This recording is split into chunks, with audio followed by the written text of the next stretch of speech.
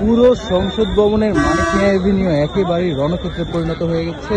একদম থমথমে অবস্থা বিরাজ করছে। ঠিক কিছুক্ষণ আগেই কিন্তু এই সংসদ ভবনের সামনেই কিন্তু জুলাই যোদ্ধারা এই সংসদ ভবনের যে গেট, সেই গেটটি কিন্তু আসলে ধাক্কা দিয়ে ভেঙে কিন্তু ঢোকার চেষ্টা করে। তারপরে কিন্তু পুলিশের সাথে তাদের বাকবিতণ্ডা হয়। এক পর্যায়ে পুলিশ তাদেরকে লাঠিচার্জ করার পরে কিন্তু জুলাই যোদ্ধারা ক্ষিপ্ত হয়ে কিন্তু তাদের পুলিশের উপরে ইটপাটকেল নিক্ষেপ করে। সেই ক্ষেত্রেই কিন্তু আসলে তারপরে কিন্তু একেবারেই রণক্ষেত্রে পরিণত হয়েছে। পুলিশ তাদেরকে বোঝানোর চেষ্টা করেছে, বারবার সরে যাওয়ার জন্য বলেছেন, কিন্তু তারা সরে যায়নি।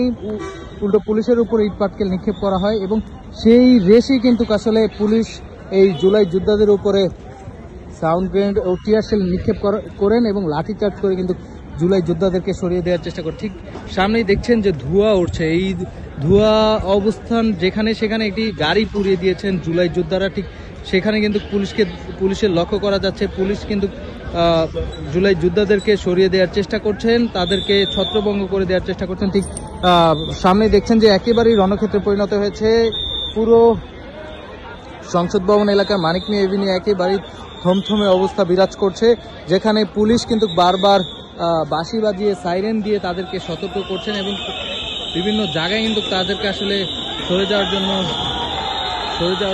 কিন্তু আসলে তারা স্লোগান দিচ্ছেন।